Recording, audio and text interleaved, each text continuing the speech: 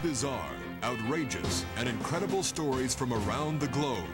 Weekly World News. And now, Edwin Newman. Good evening. I'm Edwin Newman, welcoming you to another edition of Weekly World News on the air. Our cover story this evening begins in a cave deep beneath the Earth's surface. It is here that a college professor and a group of his students have uncovered what may be a living remnant of our human past. They revolt us. They haunt us.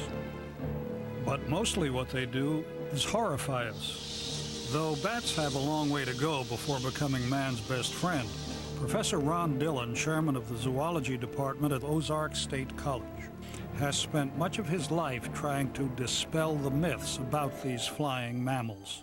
Professor Dillon led a group of students on a 2-day expedition through caves just east of the Shenandoah Mountains.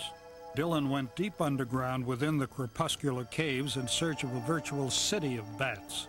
It was there that he saw something that no human had ever laid eyes on. No amount of knowledge or study or appreciation for the inherent integrity of the species could prepare me for what we discovered.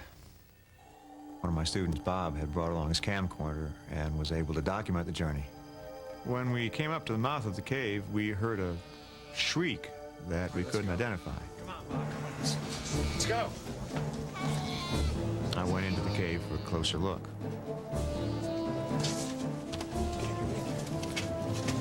I saw it.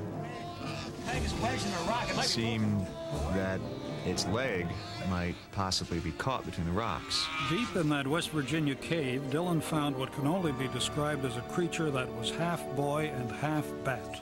I hardly know what to make of him. He appears to be human, but he's not like any other human being I've ever seen. He's 3 feet tall, weighs 33 pounds. His eyes are twice as big as they should be, and his ears are phenomenally large and well-developed. He was obviously terrified when we found him. He started to panic, started clawing and scratching and screaming like a demon. I had to tranquilize him to bring him out of the cave. Dillon rushed his amazing discovery, whom he's named Robin after Batman's young ward, to a research center near the college. A special environment was created for testing, observation, and Batboy's comfort. In the weeks that we've been here, we've learned a lot about him, though every answer just seems to raise another question. This much we do know. He appears to be between 3 and 4 years old.